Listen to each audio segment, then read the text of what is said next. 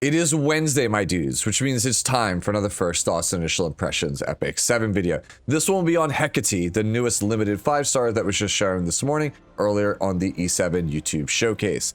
As with all my First Thoughts and Initial Impressions videos, I'll give you my 2 cents on the character. Do I think Hecate is good? Do I think she looks like Calliope Mori? Kind of.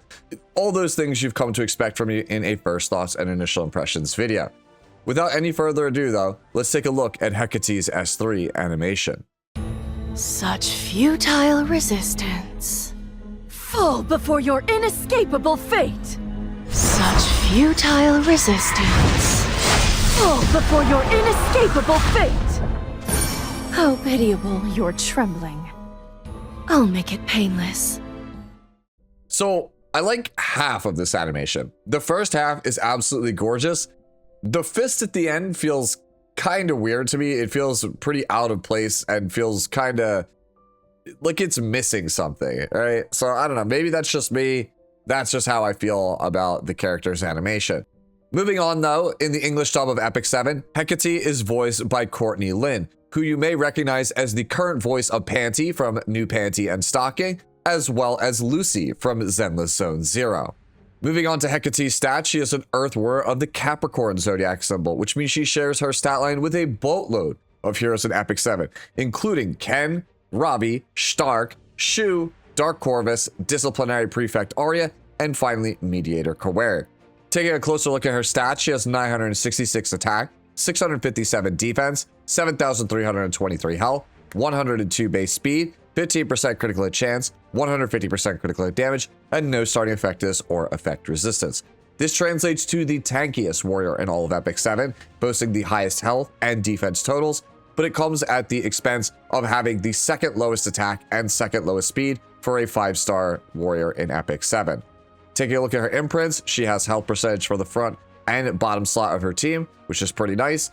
And then the imprint here for herself is going to be attack percentage, which is pretty curious because every other character up until this point that has had this stat line is a health scaling hero, and we'll talk more about that later.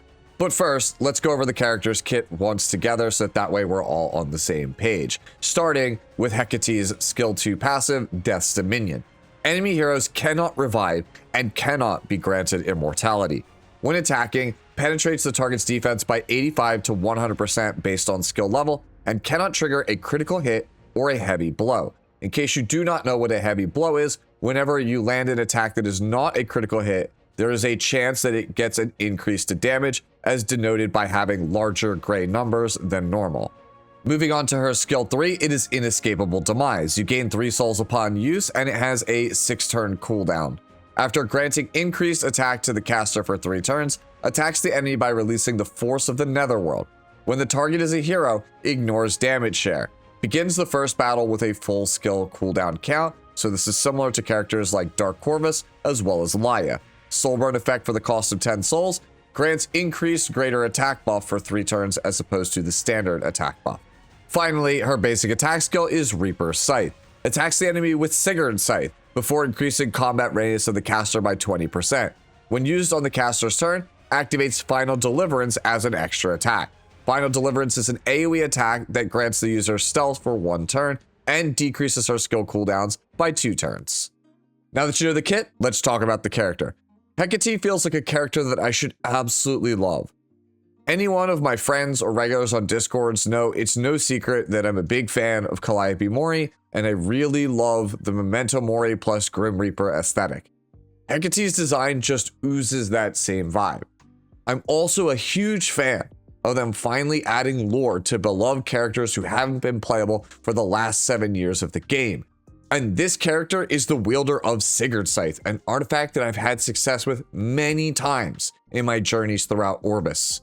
From a gameplay design, she so perfectly captures the design that I love that's found on characters like Veronica. When the character's lore matches its function, it is just chef's kiss. Since she's basically the Grim Reaper, Hecate comes to claim the souls of the dead, which is why her skill 2 passive, Death's Dominion, is so fitting. Of course, the Grim Reaper would not let you have your souls back. That's also why the passive is one-sided, unlike Briar Witch's Area. And if you paid attention during the showcase, They also explain how the elves are trying to obtain immortality and need to be stopped. She was sent from the Celestials basically to make sure that that doesn't happen, which is also why she cancels out immortality. From a flavor standpoint, the character's function 100% matches what they do in the game's lore, which should absolutely be celebrated. That said though, that's where my praise ends. Do I think Hecate is bad? Nope, far from it. I'm more upset that her existence basically is an acknowledgement from the development team of how bad things are right now and how this whole upcoming series of updates is designed to FOMO you to get the solution in more ways than one. It is not a secret, as evidenced by my last few impressions videos, that the current state of PvP is bad. The World Arena format is filled with a bunch of tanky teams with revivers like Ruel of Light and School Nurse Yulha, or just a bunch of cleavers using Briarwitch Asaria and the newly buffed Zia. It leads to games that are over in a flash, or ones that are an absolute slog and just simply not fun to play. On the Guild War and Arena side of things, Lady of the Scales basically dominates everything. She makes it so your frontliner has immortality and introduces a ton of variables that make the game absolutely miserable to play. And that's to say nothing of her nearly 95% plus pick and ban rate in World Arena. Then along comes Hecate, a character tailor-made to just completely cut through all that nonsense, making Lady of the Scales defenses pretty much non-existent, and finally throwing the reviver meta out the window. Sort of. You see, even though Hecate is an incredibly slow bruiser that should be tailor-made to the turn 2 playstyle, her passive basically shuts out every single floodgate that turn 2 has besides Boss Arunca and Empyrean Elenap. That means that if faster playstyles pick her up, you're probably getting cleaved. You don't have Lady of the Scales, you can't use your revivers, and you don't have characters like Inheritor Amaki to save you. And that feels really bad. So I have to get the new unit in order to play the game for like Guild War and Arena, but also her existence makes my life hell playing World Arena. Yes, that means that I'm stuck waiting for whatever piece of the puzzle is supposed to kind of balance the scales, probably the new Asaria, who's most likely a knight. And yeah, she's limited, so I can't really afford to skip her. Anyways, let's move on to her skill 3, Inescapable Demise. This is basically Dark Corvus' Devil Descent or Laya's Spirit of Rock. It's going to one-shot anything it touches, most likely, especially since it ignores damage share, so you can doubly be sure that it counters Lady of the Scales. Unlike similar skills though, this one scales off of your attack, which is incredibly curious. Why the heck would you put the second lowest attack stat line on a warrior as an attack scaler? If I had to venture a guess, I would assume it's some kind of hilarious joke at Smilegate, because the lowest 5-star attack warrior in the game is Lone Wolf Pera, and they already know that players are using her with an attack scaling artifact like Uberius Tooth, so maybe they thought it would be funny if they did it again, but this time on the second worst stat line that needs an attack score. Speaking of Uberius Tooth, let's jump ahead and talk about her artifact, as you'll need it for her basic attack Reaper Scythe. Tome of Life's End. It increases damage dealt on non-critical hits by 10 to 20% based on artifact level, and also deals additional damage to enemies based on the caster's attack. It's essentially Uberius' Tooth, only slightly better because it affects your damage dealt, in addition to getting that extra proc damage. You know, because it's limited and Uberius' Tooth isn't.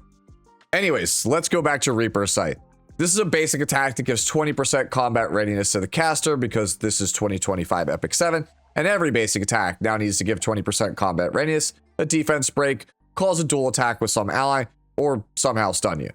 The follow-up extra attack is AoE and also gives stealth, and the stealth is honestly the first time in the character's kit that we're taking advantage of her insane bulk.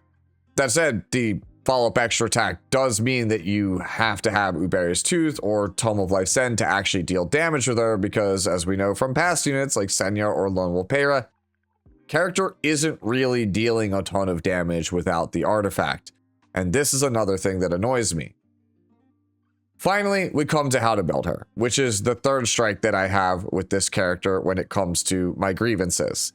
Coming just a few weeks after this character's release on January 8th, we will receive 3 new equipment sets titled Warfare, Acceleration, and Pursuit. Warfare increases your bulk and also makes it so that your skill 3 starts off of cooldown. Curious. It's pretty clear this set is designed to work, with Hecate first and foremost, with Dark Corvus and Laia being the only other two characters that really feel like they're worth it on this set. Okay, maybe 3 because the Tamara Cleave Dream is just too damn funny for someone to not try to build. And I'll probably just die laughing if 6 weeks from now, Tamarin ends up being meta in PvP. The only other set that's really worth talking about for this character of the new 3 ones is going to be the Pursuit set, because it increases the fixed damage of the equipped hero, which obviously is meant for this character to get around things like Fallen Cecilia and Maid Chloe. So yeah, if it's not obvious, you build the character on Warfare and Pursuit sets because they made them specifically to be used on this character.